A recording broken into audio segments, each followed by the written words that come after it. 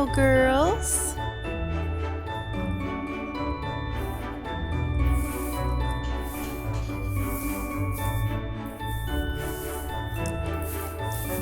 Molly, where have you been that you've been disturbing your fiber? See at the base, the back of her neck there's loose fiber? I typically see that happening when they've put their head through a fence and rubbed that, where their neck and their back meet. They rub that. Guessing that's what she's done. All right, let's check out what's going on over here. I'm going to adjust Toy Dancer's coat because it's a little not centered. And I typically, when they wear coats, I typically need to adjust that. She's aware. She's like, yeah, I know you're coming after me. Yes, ma'am, I am, because I need to fix your coat.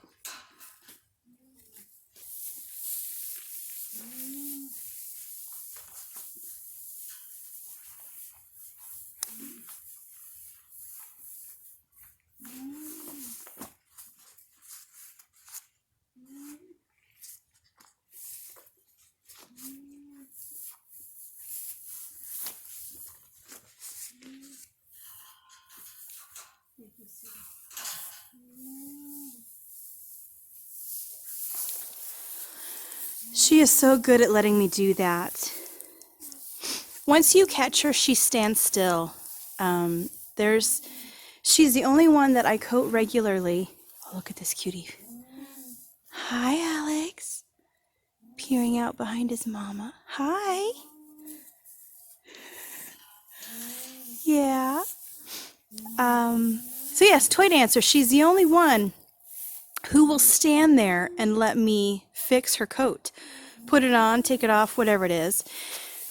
She has that initial instinct to flee from me, but at the same time, she knows that the coat keeps her warmer and that I'm not going to hurt her when I'm adjusting the coat. I'm just there for a few seconds and then I'm gone.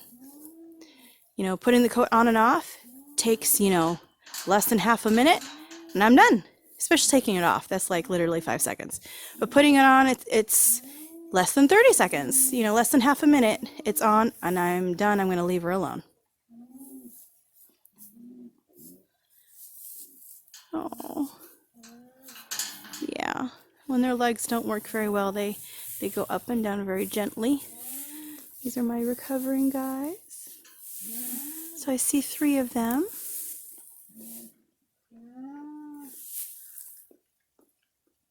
Where's Epic? Huh?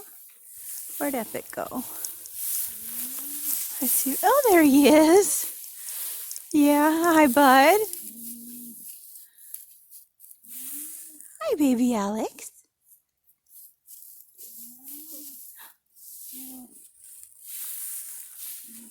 You don't want him nursing, Mama? Is there something wrong? He's too young to be weaning.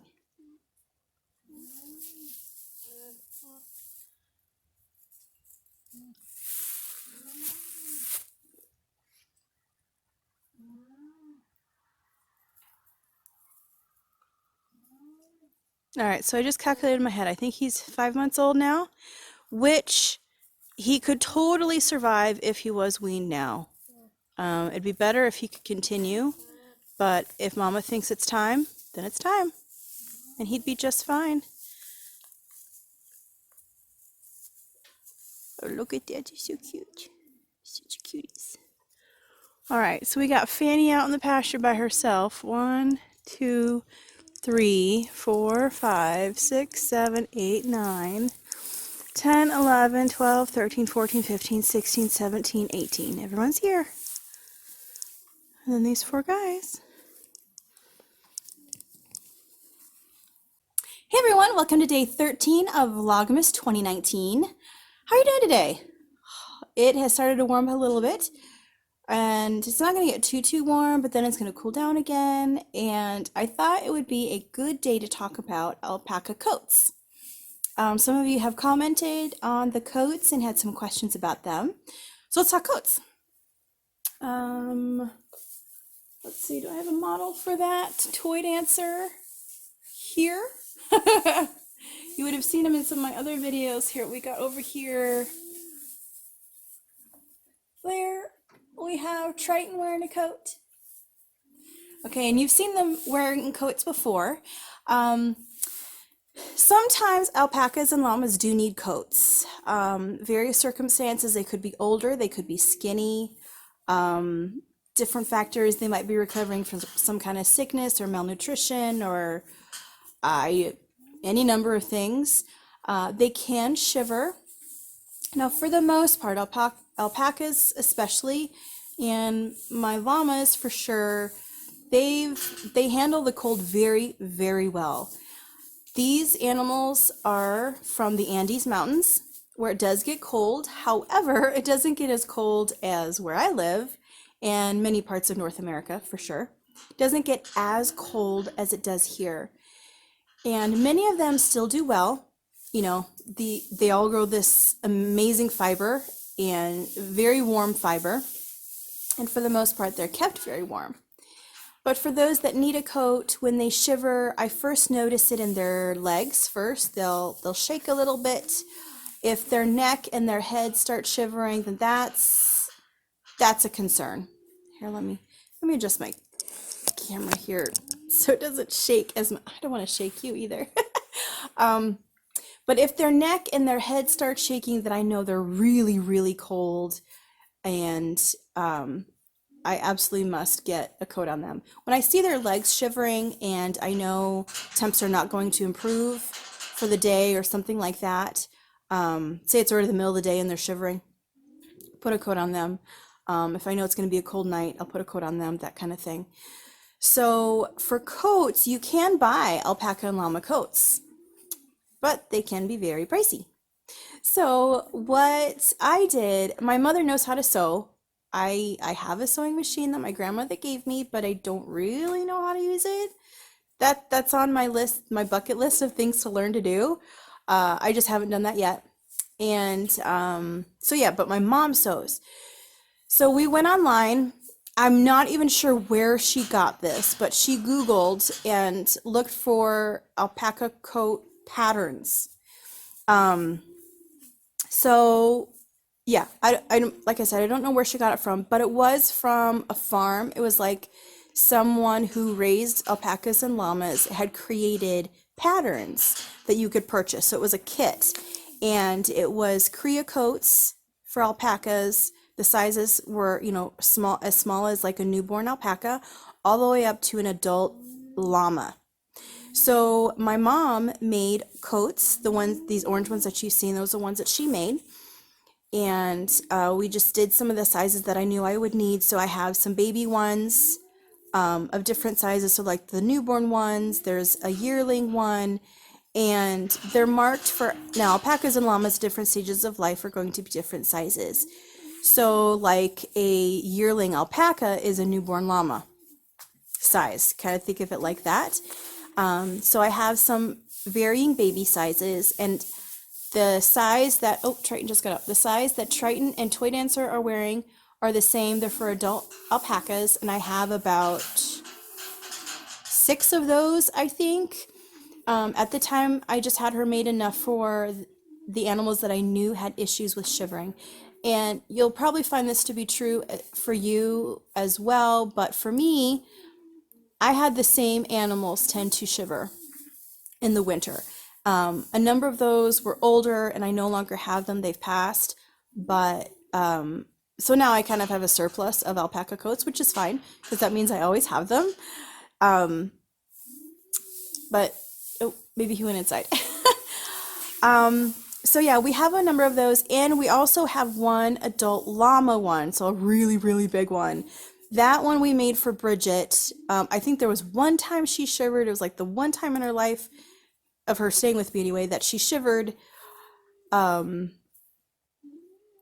think she just wore it once and never needed it again. So I do have one that big.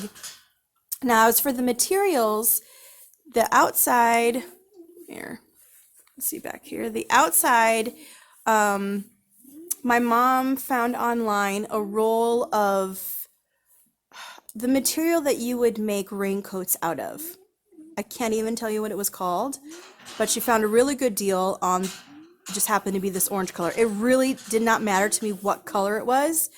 We were just looking for the right type of material and a bargain, really. So we chose that material because that meant that the coat would not get soaked in the rain, water would run off of it, the coat would stay dry on the inside. Okay, and the inside layer is fleece blankets.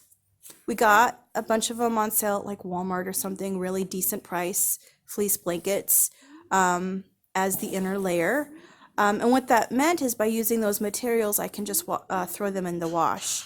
I can wash them as I need. Oh, I thought she noticed someone else moving. And then heavy duty Velcro. I think it's like 2-inch wide Velcro. And those instructions were in the pattern as well. The size of Velcro to use. So there's like 2 bands of Velcro for the belly band and then the neck band. You would have seen in a previous video when I put them on both Triton and Toy Dancer. So there's a strap that goes across their chest, which is what I was calling the neck band. I guess it's the chest band. So that gets secure, and I leave it fairly loose. Like I want it secure on their body, but I put it on fairly loose because when they graze, they're putting their head all the way down to the ground, and I wanted ample space for the neck to like not be restrained by that, or for there to be any like compression happening because I put it on too tight. And then there's the belly band, which you want that secure so it doesn't move around, but you don't want it so tight that they're uncomfortable. You know, got to find the happy medium there too. So I'm sorry I don't have a link to give you for the pattern for those that are interested, but we found it on a Google search. So happy hunting on Google for that. If you do find it, would you put it in the comments for other people to find? I would very much appreciate that. Now, we did this 3-4 years ago, maybe not even that long ago. So it's possible that the pattern that I found is not even available anymore, and there might be other ones. So if you find links, please share. So if you're looking for it, check down in the comments to see if anyone else has shared that. If you have experience with alpaca coats, leave a comment and let us know. Like, what do you use? Did you purchase them? Did you make them? What materials did you use? Are there ones you'd recommend to purchase or stay away from? Yes, would you please just share kind of your experience and any expertise you have in that? I would really very much appreciate that.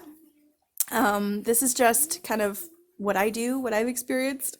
I will tell you, at minimum, you need to have some cria coats, some baby coats.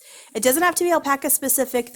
It can be sweaters that you got at a thrift store or something like that. They just need to be able to fit a baby alpaca. The reason being is that for the first 2 weeks of life, a baby cria, whether it's an alpaca or llama, cannot regulate its own body temperature, which is why it huddles next to his or her mom, especially during that time.